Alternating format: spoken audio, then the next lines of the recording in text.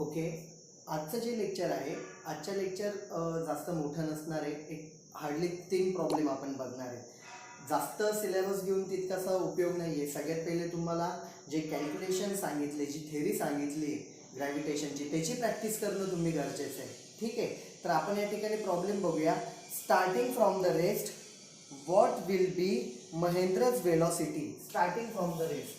आता कालचं जे काही थर्ड प्रॉब्लेम झाला होता त्याला कनेक्टिव्हमध्ये आहे डेटा. ओके, काय बघू आपण. Starting from the rest, it means initial velocity 0 metre per second. Okay, what will be the Mahendra's velocity after 1 second. t is equal to 1 second नंतर त्याची फायनल वेलॉसिटी किती असणार आहे. ठीक आहे, इफ मास आपल्याला माहिती आहे, मास काय महेंद्रचा, mass of the Mahendra was 75 kg. आता बघा, as v is equal to u plus, आपल्याला हा फॉर्म्युला माहिती आहे, यू प्लस एस. आता या ठिकाणी काय, sorry S, you plus eighty. आता या ठिकाणी जर बघितले इक्वेशन 1 मध्ये तुमच्याकडे v फाइंड आउट करायचा आहे, u ची टर्म आहे, t आहे, फक्त a नाहीये. ठीक आहे, आपल्याला माहिती आहे as F is equal to mass into acceleration. Force आपण फाइंड आउट किती केलेला आहे, 733. Mass 75 into acceleration, a is equal to 733 divide by 75. याचं तुम्ही रेग्युलरली, आपण जसं काल कॅल्क्युलेशन मी तुम्हाला मायन्यूट लेवलला करून दाखवले, हे कॅल्क्युलेशन तुम्ही प्रॅक्टिस करायचं आहे. मला सांगायला काही नाही, मी सांगेल तुम्हाला लगेच कॅल्क्युलेशन, पण हा 7, 8, 9 स्टँडर्डचा पार्ट आहे आणि हे कॅल्क्युलेशनची प्रॅक्टिस तुम्हाला स्वतःलाच करावं लागणार आहे. जोपर्यंत तुम्ही अशा पद्धतीचे कॅल्क्युलेशन स्वतः नाही करणार तोपर्यंत तुम्हाला बोर्डाला ते करता येणार नाही किंवा पुढे भविष्यातही करता येणार नाही. तर हे कॅल्क्युलेशन तुम्ही स्वतः करा. मी या ठिकाणी त्याचा आन्सर सांगतोय, e इज इक्वल टू. याच्यामध्ये काही डाऊट असला तर मला व्हॉट्सअपवरती मेसेज करा, मी याचे कॅल्क्युलेशन किंवा आन्सर कसं आले ते मी तुम्हाला सांगतो. This is 9.77. ॲक्सेलरेशन असल्यामुळे metre per second square. Therefore equation 1 काय होऊन जाईल, आपल्याकडे काय, v is equal to u plus a t. v तुम्हाला फाइंड आउट करायचे, initial velocity 0, this is 9.77 into t किती आहे, for 1 second, which is equal to 9.77 metre per second. This is the final velocity. तुम्हाला फायनल वेलॉसिटी विचारली होती, ते आपण final velocity या ठिकाणी फाइंड आउट केलेली आहे. ह्या टाईपचाच एक्झाम्पल नंबर 2 होता, हे नंबर 4 आहे. नंबर 2 पण ह्या टाईपमध्येच होता, त्यामुळे याच्यावरती खूप जास्त डिस्कशन करण्यासारखं काही नाही आहे. पार्ट फक्त कुठं उरला आहे, इथे कॅल्क्युलेशनचा. ते 9.77 येते का ते चेक करा व्यवस्थित. राईट डाऊन दिस. आपण लगेच पुढचा प्रॉब्लेम बघणार आहे, problem number 5. Okay,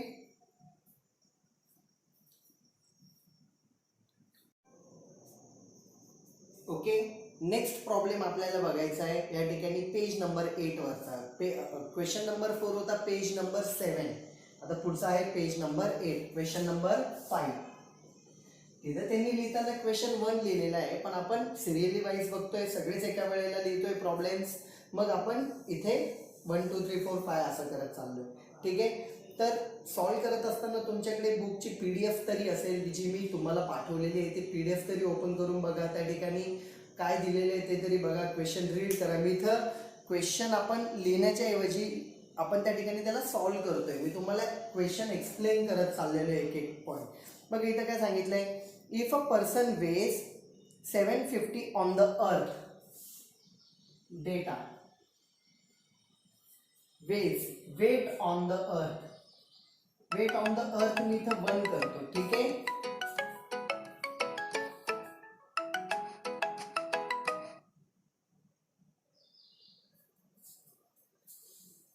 weight on the earth मी या ठिकाणी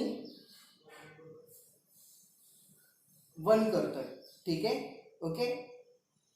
वेट ऑन द अर्थ म्हणण्यापेक्षा मला काय माहिती, 1 म्हणजे काय, 1 इज फॉर अर्थ असं सांगायचंय. ठीक आहे, ते किती दिलेले आहे, 750 newton, which is mass into gravitational acceleration 1.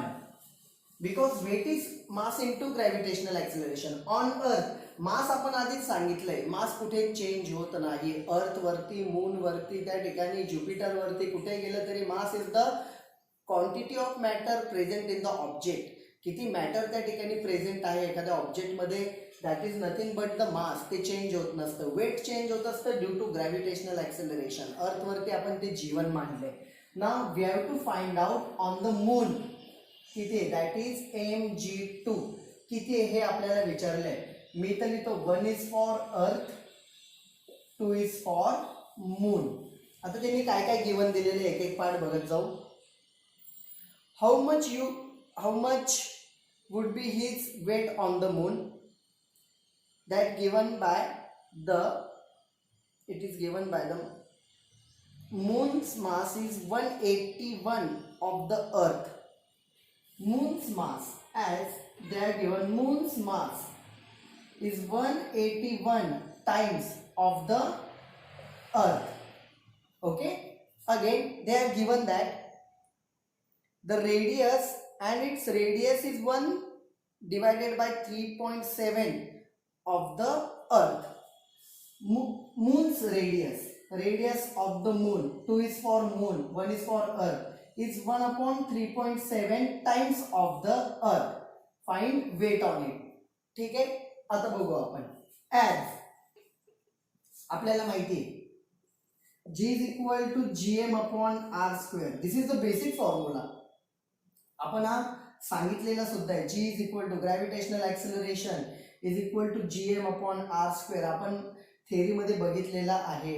ठीक आहे, आता मी या ठिकाणी काय करतो, फॉर द अर्थ तो किती येईल 1, या ठिकाणी किती राहील 1.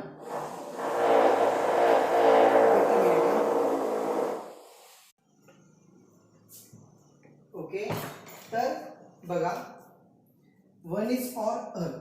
ठीक आहे, आता आपण या ठिकाणी मी काय करतो, मासनी जर मल्टिप्लाय केलं that is gm into m upon r1 square. Both side I am multiply. mg1 काय होता w1 दॅट इज 750. मी इथं लिहून टाकतो. Therefore 750 is equal to gm upon m upon r1 square. Mass 1 is for earth, earth's mass. ठीक आहे, this is mass of the object. Mass of the object small m. ऑब्जेक्टचा mass change होत नाही आणि moon अर्थचा मास m1 आपण लिहिलेले आहे ते. ठीक आहे, वेट साठी हे बघा इथे m1 आणि m2. Capital M stands for the heavy object जे असतात त्याचे मासेस. ठीक आहे, हा एक पार्ट झाला. याला इक्वेशन 1 म्हणू आपण.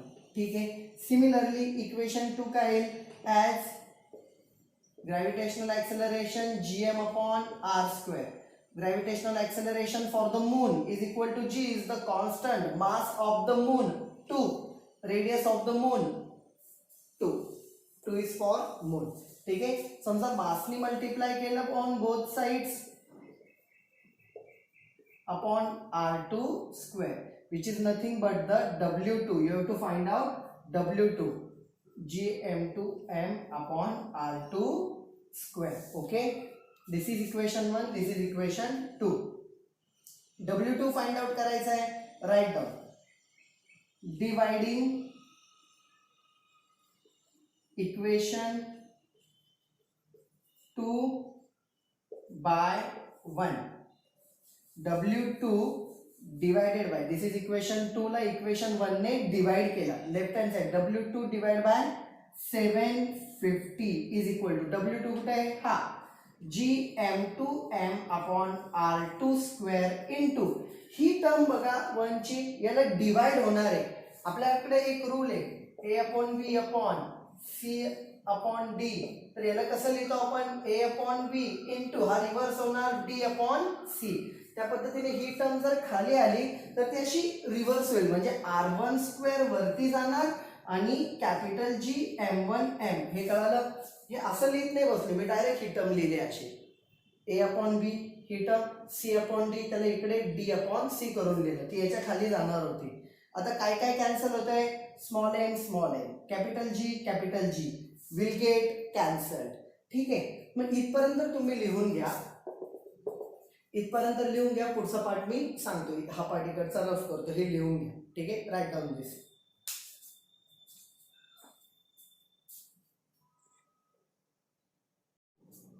ओके, आपण इथपर्यंत आलो होतो. बघ आता या ठिकाणी आपल्याला काय बघायचं आहे, हे आपलं गिवन आहे त्यामुळे मी रफने केलं, कॅल्क्युलेशनसाठी व्हॅल्यू पुटअप करताना दिसेल. इथून जी स्मॉल एन कॅन्सल झाले, रिमेनिंग पार्ट लिहू आपण. W2 upon 750 is equal to, here it is remaining part is M2. एमच्या डिनोमिनेटरला कॅपिटल एम चीच व्हॅल्यू घेतो M1 इनटू इकडे काय R1 square upon R2 square, okay, which is nothing but M2 upon M1 into R1 upon R2 bracket square. This is what W2 आणि 750 RHS ला गेला. आता या व्हॅल्यूज याच्यावरून फाइंड आउट करू. बघा काय M2 अपॉन M1, M2 इथे M1 ला इकडे आणलं तर M2 अपॉन M1 1 अपॉन 81 असं राहील. आणि R1 अपॉन R2 पाहिजे, मी काय करतो R1 इथेच ठेवतो, R2 इकडे आणला तर 3.7 ह्या साईडला मल्टिप्लाय होईल, इथे येईल 3.7. ओके, मग आपल्याला ही गोष्ट इथे लिहायची. आता लक्ष द्या सगळ्यांनी, बघा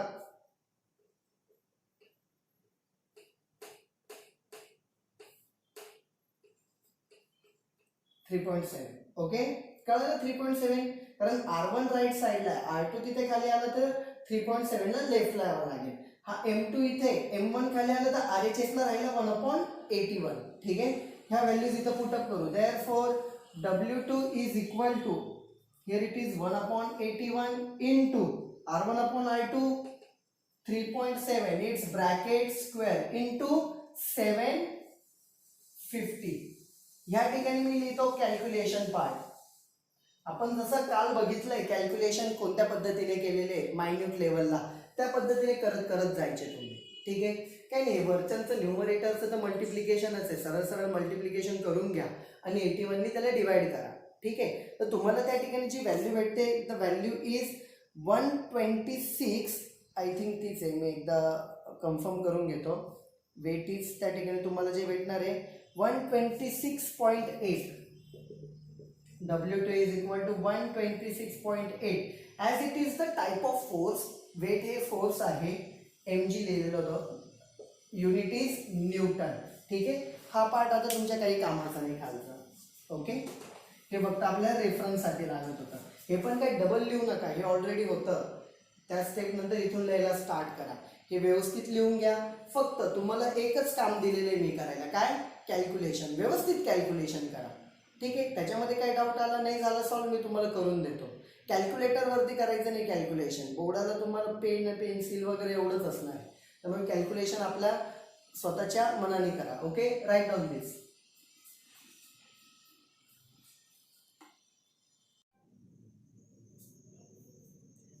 ओके, नेक्स्ट एक्झाम्पल. आतापर्यंत आय थिंक आपले किती एक्झाम्पल झाले, 5 एक्झाम्पल झालेले आहेत. आता नंबर 6 एक्झाम्पल बघायचं आहे की ज्याचा पेज नंबर आहे, page number is 12. Page number 12, त्यातलं फर्स्ट सॉल्ड एक्झाम्पल, पण त्या एक्झाम्पलला आपण देऊ नंबर 6. ठीक आहे, हे आपलं आजचं शेवटचं एक्झाम्पल असणार आहे. ठीक आहे, आजचं लेक्चर मी आधीच सांगितलं स्टार्ट व्हायच्या वेळेला की जास्त मोठं लेक्चर नसणार आहे. तर आपण हा बघूया पार्ट काय दिलेला आहे. मी रीड करतोय. हे बघा, प्रॉब्लेमची लेंथ इतकी मोठी नाही, इथे लिहित गेलो तर इथपर्यंत किंवा इथपर्यंत प्रॉब्लेमच लिहावं लागेल मला. आन्सर कुठून लिहायचं, तुमच्याकडे ऑलरेडी मी दिलेलं आहे किंवा काहींकडे बुक्स पण अवेलेबल असतील 10च्या, काहींकडे नसतील तर कुठेतरी तुम्ही सर्च केले ज्युनियर्सचे तर तिथूनही भेटतील बुक्स. तेही नसलं तर तुम्हाला मी PDF सेंड केलेली, त्याच्यातून फक्त प्रॉब्लेम वाचत जावा किंवा तुमच्या डोळ्यासमोर ठेवत जा की असा असा प्रॉब्लेम आहे. तरी मी तुम्हाला इथे सांगताना एक एक त्यातलं जे काही वर्ड आहे, लाईन आहे, सगळे एक्सप्लेन करतोय. बघा, an iron ball of mass 3 kg is released from the height of 125 meter. एक आयर्न बॉल आहे ज्याचं मास त्यांनी त्या ठिकाणी दिलेलं आहे. Mass of the iron ball is 3 kg release from the height या ठिकाणी किती आहे 125 metre. Okay, and falls freely to the ground, आणि तो ग्राउंड वरती खाली पडतोय. Okay, assuming that the value of the g is 10, g is equal to काय दिले 10 metre per second square. Calculate एक एक पार्ट दिलेला, आपण एक एक पार्ट बघत जाऊ कारण त्याच्यामध्ये 3 सब क्वेश्चन आहे. एक एक पार्ट बघूया. सिच्युएशन लक्षात घ्या आता काय. एक बॉल आहे, आता माझ्याकडे बॉल नाही इथे दाखवायला, consider this is a ball. याला रिलीज केल्यानंतर तो फ्री फॉल होऊन खाली ग्राउंडकडे जाणार. ओके, त्या ठिकाणी त्यांनी त्याची हाईट दिलेली आहे. हाईट किती दिलेली आहे? 125 मीटर. मास दिलेला आहे 3 kg. मोस्टली तुम्हाला मासची गरज या ठिकाणी पडणार नाही. जी किती दिलेलं आहे? 10 मीटर पर सेकंड स्क्वेअर. बरं, एकदा मी फक्त गिवन डेटा बरोबर आहे का चेक करतो. येस. आता पहिलं क्वेश्चन बघा, त्यांनी काय विचारलंय, time taken by the ball to reach the ground. हे बघा, as AC is equal to UT plus half AT square. आता बघा या ठिकाणी initially U is the initial velocity. U is the initial velocity, त्याला असं धरून ठेवलेलं आहे. मग इनिशियल वेलॉसिटी किती आहे? 0. सोडल्यानंतर तो वेलॉसिटी गेन करणार. समजते मला काय म्हणायचं आहे. आणि बघा या ठिकाणी बघू आपण, here U is equal to 0 and acceleration is equal to G which is equal to किती आहे? 10. आता बघा वरतून खाली पडतोय, ऍक्सेलरेशन पॉझिटिव्ह आहे वरतून खाली येताना. खालून वरती येताना ऍक्सेलरेशन निगेटिव्ह असतं, कारण फोर्स खाली असतो आणि एखादा ऑब्जेक्ट खालून वरती फेकला तर त्याची वेलोसिटी कमी कमी कमी कमी होते. वरतून खाली आलं तर वेलोसिटी वाढत वाढत वाढत जाते. म्हणून वरतून खाली येत असताना कोणतं पण object acceleration is considered as positive. ठीक आहे. जर हेच ऑब्जेक्ट खालून वरती फेकलं असतं तर ही व्हॅल्यू आपल्याला निगेटिव्ह लिहावं लागली असते. हे लक्षात घ्या. ठीक आहे, आपण बघूया. Height is equal to displacement. Height आहे ना, वरतून खालपर्यंत हाईट आहे, पण ते एक डिस्प्लेसमेंट झालं म्हणून एस लिहिलंय त्याला मी. ठीक आहे, व्हॅल्यू पुटअप करू. 125 is equal to u into t. U किती आहे? 0. 1/2 इंटू जी. जी किती आहे? 10 इंटू टी. आपल्याला फाइंड आउट करायचं आहे. ठीक आहे, okay. 125 is equal to 5t square. T square is equal to 5 ने डिवाइड केला, 5 2 जा 5 5 जा. Therefore t is equal to 5 second. Time required किती आला? 5 सेकंड आला. टी स्क्वेअर दे 5. मग पहिल्या क्वेश्चनचं आन्सर निघालं की त्याला टाइम किती लागेल टॉप पासून बॉटम पर्यंत जायला, की 5 सेकंड लागेल. ठीक आहे. सेकंड क्वेश्चन बघू, याच्यामध्ये त्यांनी काय विचारलेलं आहे आपल्याला. सेकंड क्वेश्चन बघा, सब क्वेश्चन आहे त्यातला. कायनेमॅटिकल इक्वेशनचा यूज करतो आपण इथे ह्या प्रॉब्लेम मध्ये फक्त. ठीक आहे. Velocity of the ball on reaching the ground. हा थोडासा इझी त्याच्यापेक्षा. बघा, ॲज न्यूटन्स कायनेमॅटिकल इक्वेशन. आता ते लिहायची गरज नाहीये. Velocity is equal to u plus AT. ठीक आहे, kinematical equation. Final velocity, initial velocity 0, acceleration 10, second किती लागतात? 5 सेकंड. इतकं यूज केलं होतं. ठीक आहे. टाइम तर which is equal to 50 metre per second. This is the velocity. ज्या वेळेला तो तिथे ग्राउंडला आदळणार आहे त्यावेळेला 50 metre per second will be the velocity of the ball. Okay, at that time. Number 3 बघूया. नंबर 3 मध्ये काय दिलेलं आहे? नंबर 3 मध्ये इथे तुम्हाला क्वेश्चन विचारलेलं आहे त्यांनी की the height of the ball at the half the time to reach the ground. Now consider time is equal to half. Total time किती लागतो ग्राउंडला जाण्यासाठी? 5 सेकंड. त्याचे हाफ टाइम कन्सिडर करा. हाफ म्हणजे किती झालं? 2.5 सेकंड. एवढ्या वेळेमध्ये त्याची हाईट किती असेल, म्हणजे डिस्प्लेसमेंट किती असेल? As we know, AC is equal to UT plus half AT square. हे किती? 125 आहे. Initial velocity again 0. टाइम आपण इथे टाका तुम्ही 2.5. 0 ने मल्टिप्लाय केल्यावर 0च येणार आहे. 1/2 इंटू 10 दिलेलं आहे. 2.5 bracket square. Okay, 125 0 plus 5 into 2.5 चा स्क्वेअर 6.25. ओके, 6.25 आपण याला मल्टिप्लाय करून घेतलं तरी चालेल, किंवा बघा एक मिनिट ना, हाईट विचारली, सॉरी डिस्प्लेसमेंट त्यांनी आपल्याला विचारले. एस बघूया. एस इज इक्वल टू सरळ सरळ मल्टिप्लिकेशन आहे. 31.25 metre is the final answer. या सिच्युएशन मध्ये किती डिस्प्लेसमेंट असणार आहे, तर इतकी डिस्प्लेसमेंट असणार आहे. ओके.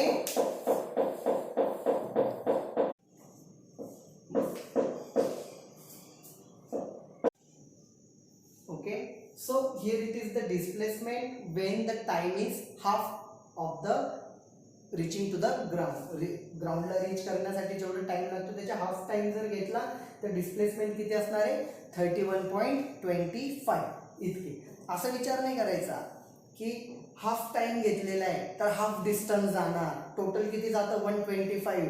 125च्या हाफ किती होणार, एक साधारणतः एक किती 60 point something, 61 point something, 62 point something like that आहे का. 62 पॉईंट नाही, 31.25. कारण लक्षात घ्या, स्टार्टिंगला व्हेलॉसिटी कमी राहणार आहे. जसं जसं टाइम पुढे जाईल तशी तशी व्हेलॉसिटी वाढते. स्टार्टिंगला व्हेलॉसिटी कमी म्हणजे डिस्टन्स किंवा डिस्प्लेसमेंट जे कव्हर होणार आहे ते कमी आहे. पुढे पुढे जास्त त्या ठिकाणी डिस्प्लेसमेंट कव्हर होणार आहे. येते लक्षात. कारण ॲक्सेलरेशन जे आहे ते 10 आहे, 10 मीटर पर सेकंड स्क्वेअर, म्हणजे प्रत्येक सेकंदाला 10 मीटर पर सेकंड इतकं वाढते व्हेलॉसिटी, असा मिनिंग आहे त्याचा. ज्या वेळेला इतका टाइम असेल त्यावेळेला असलेली displacement or the height is 31.25. Okay, right down. आजचे दिवस आपण इथे थांबतोय. याच्यासारखाच पुढचा प्रॉब्लेम आहे जवळपास. त्याच्यामध्ये एकच आयडिया आपल्याला नवीन इनोव्हेट करायची, पण तो आता मी सांगत नाहीये. पण पहिले तुम्ही सगळंच्या सगळं ग्रॅव्हिटेशनचं बेसिक वाचा आणि लाईटली घेऊ नका. या लॉकडाऊनमध्ये तुम्हाला वाटतंय टाईम बराच जाऊ शकतो, आतापासून थोडं थोडं केलं का सिलेबस होऊन जाईल. तुम्ही ऑब्झर्व केलं तर लक्षात येईल की आपला ट्रिग्नोमेट्री बऱ्यापैकी झालेला आहे. ठीक आहे, फक्त त्याची सेकंड एक्सरसाइज राहिलेली आहे.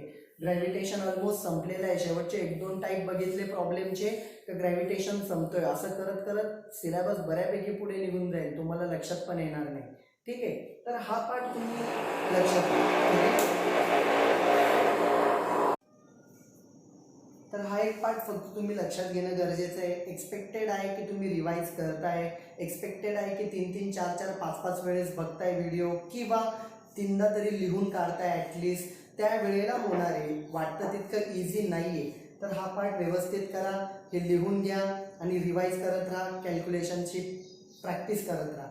Have a nice day, take care, bye. काळजी घ्या.